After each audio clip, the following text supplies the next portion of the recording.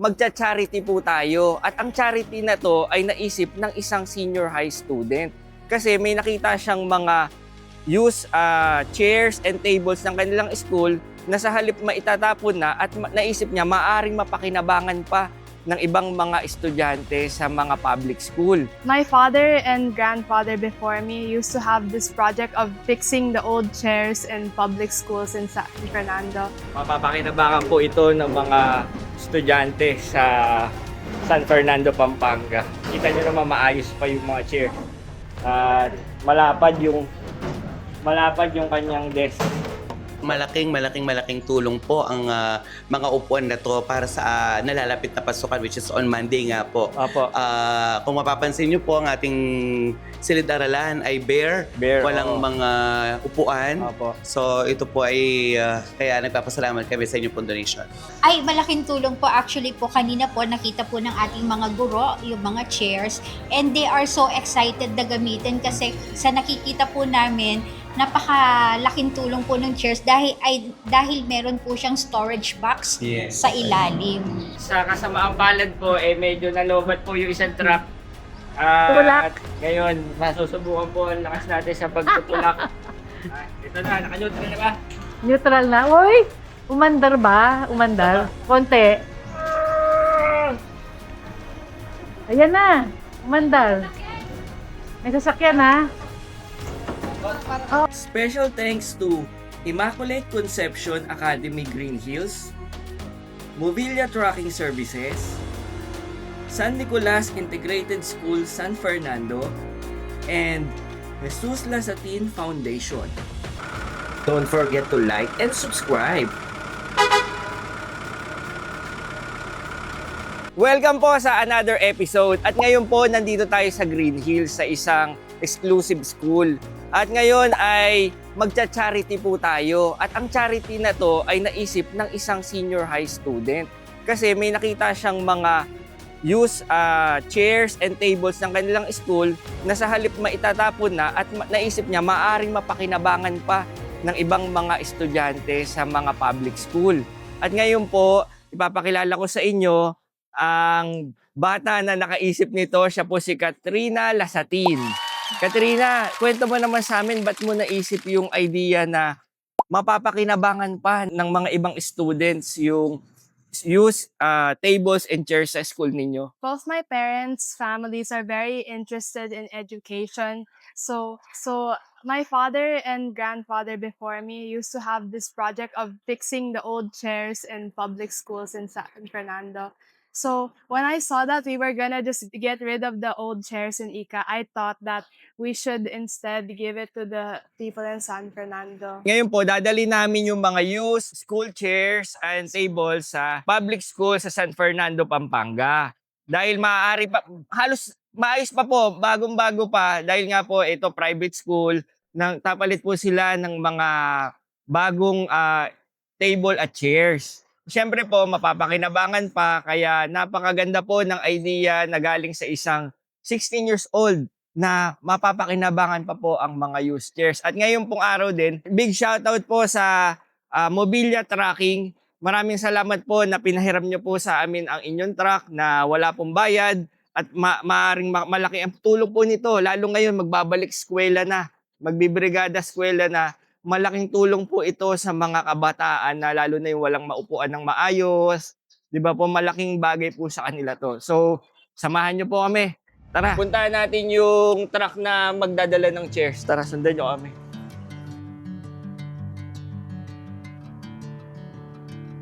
So, tutulong si Katrina mamaya magsakay din ng mga chairs sa truck. Kita nyo, batang-bata pa, babae pa. Tutulong magbuhat yan.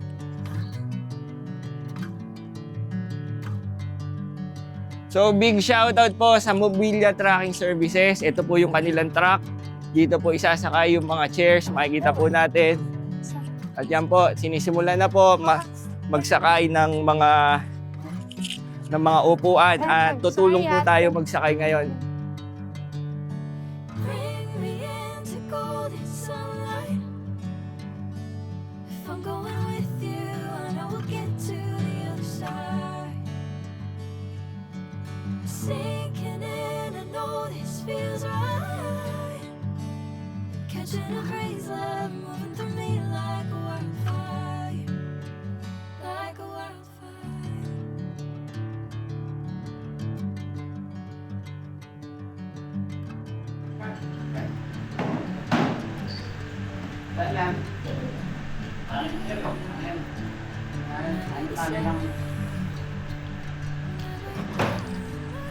Taking my sweet time.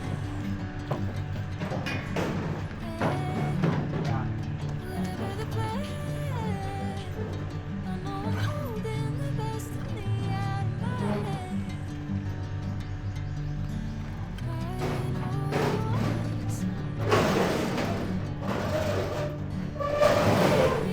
Into golden sunlight. If I'm going with you, I will get to the other side. Sinking in the golden Sige pala. Catching a crazy love moving through me like a wildfire. Like a wildfire.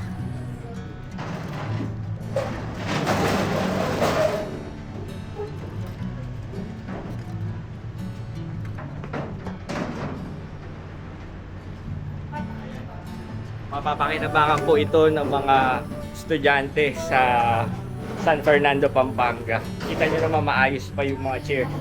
At malapad yung kanyang desk. Makakapag-aral ng maayos yung mga bata dito. Thank you, Katrina, sa naisip mong idea.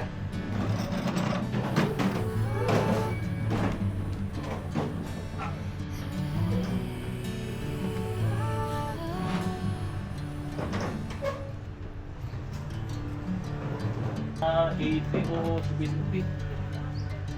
Hindi, 20. Ilan na? 27? Ay, hindi. Pagpas mo siguro. Sa kasamaang palad po, medyo nalobat po yung isang truck. Tulak. At ngayon, masusubukan po ang lakas natin sa pagtutulak. Ito na, naka-neutral na ba? Neutral na. Uy! Umandar ba? Umandar? Konti.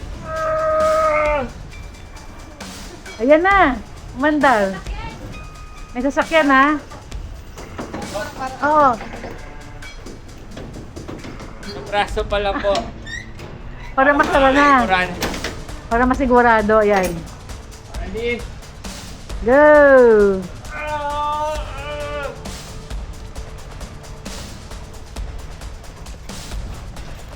Yeah. Ah! May hampay. Ah, oh my God.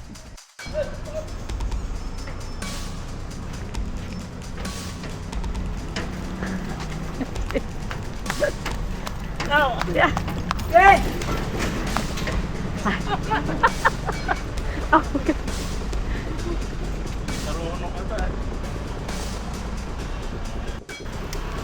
Oh my gosh. Okay. Go! Yay! Meron na?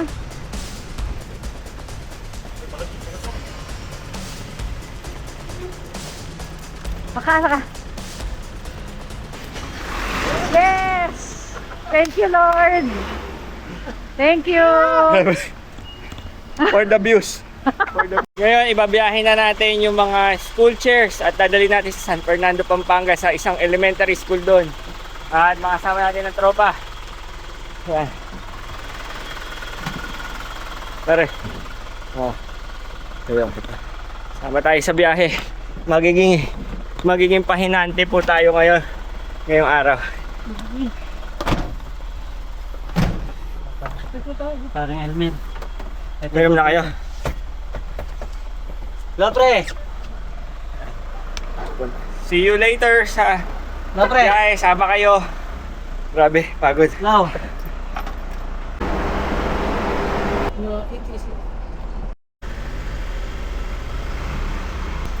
Nakapasok na po tayo ng NLEX. At konti na lang makakarating na po tayo sa San Fernando, Pampanga. At malaking challenge pala itong pagde-deliver ng mga upuan. Yung pagkakamada pa lang, ang hirap na. Pero para naman dito sa mga kabataan, elementary students po yan. Kaya ginagawa rin po natin.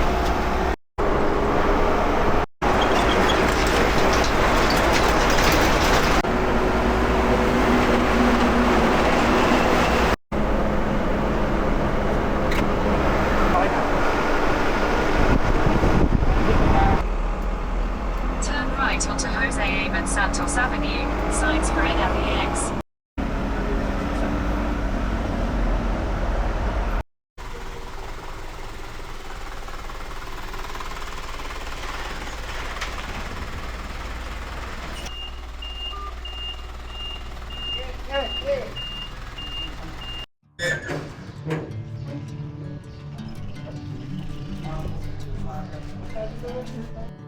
Yan, nakarating na po tayo sa San Nicolas Integrated School dito sa San Fernando, Pampanga. At ina-unload na po yung mga school chairs na magagamit ng mga estudyante po dito. At maaaring mapakinabangan din po nila at magagamit po ng mga kabataan na elementary students. Ina-unload na po. Big shoutout po sa Mobilia Tracking Services at sa pagtulong nyo po na mai-transport natin itong mga chairs na ito. At sa Tune Lugod Foundation, marami pong salamat sa pagtulong nyo po para maisagawa natin itong charity work na to. Dito sa San Nicolas Integrated School, dito sa San Fernando, Pampanga. At nais ko pong ipakilala sa inyo ang principal na si Sir. Ruel Puno po. Si Ruel Ma'am Puno. Roel Puno po ang principal po dito at si Ma'am, Mary Ann Pangan po, head Ka- teacher. kayo naman po ang head teacher. So, yung ba pong mga na ibigay po nating chairs ay makakatulong din po sa mga kabataan dito. Yes, of course. Malaking tulong po ang mga upuan na to para sa nalalapit na pasukan, which is on Monday nga po. Opo. Kung mapapansin niyo po, ang ating silid-aralan ay bare, walang oo. mga upuan. Opo. So ito po ay kaya nagpapasalamat kami sa inyo po donation. Ma'am, yung mga, siyempre, pabalik na yung mga estudyante, maring na-stress din yung mga nagmamanage nitong school na wala pa tayong chair, sayang, may room na, wala pang magagamit. Maaari ba pong makatulong yung mga chairs natin kahit gamit na? Ay, malaking tulong po. Actually po, kanina po nakita po ng ating mga guro yung mga chairs, and they are so excited na gamitin kasi sa nakikita po namin, napakalaking tulong po ng chairs dahil meron po siyang storage box Yes. sa ilalim. Ayun. So, yung mga bata po, dahil napakabigat po ng kanilang mga dalahin, so pwede po nilang iwan ng ilang kagamitan dito sa school para po hindi na masyadong mabigat everyday po na pumapasok po sila. Sa mga di nakalam, itong time na to is magbabalik pasukan na yung mga estudyante. At may mga classrooms na hindi naman magagamit kung walang upuan pa na paggagamitin yung mga estudyante. Opo, ito pong isa meron, pero kulang siya. But the rest, the 4 classrooms upstairs, talaga pong wala. Bare Okay. po talaga. Sakto pala may nakuha Yes tayong po, mga... actually kahapon lang po namin hiningan ng upuan. Kumuha lang po kami ng mga tira-tira sa ibang classrooms at nilagay namin dito. And then, yun pong sa taas, even our science laboratory, wala siyang upuan. Okay. Timing din pala po. Yes po, talagang we are so very happy na may dumating pong ganitong blessing sa amin. Opo. Masayang-masaya po. At magiging ready na kami sa this Monday po sa pasukan. Sakto po rin parang Brigada Eskwela na Yes may... po, this is part of the Brigada Eskwela. Kaya nung nalaman po namin na mag-donate si Vice, ay talaga pong lubos ang aming pasasalamat at sobrang saya. Kasi in fact, naghingi na po ako ng mga chairs sa aming division office. At yun nga po, nag-reach out po yata sila, and then si Vice nga po, tinawagan ng aming SDS for this donation po. So, at masaya po kami ang ating paaralan ng napili po na recipient ng ating mga chairs. Maraming salamat po sa Immaculate Conception Academy and Jesus S. Lasatin Foundation po sa mga donated chairs po namin. Saka doon po sa mga ibang schools dyan na may mga chairs, tables na excess or gusto nyong ipalitan, i-donate, Dito lang po, nyo na lang i-donate lahat sa San Nicolas Integrated School sa San Fernando, Pampanga.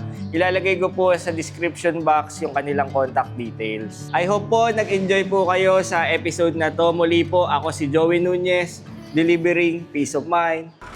Don't forget to like and subscribe.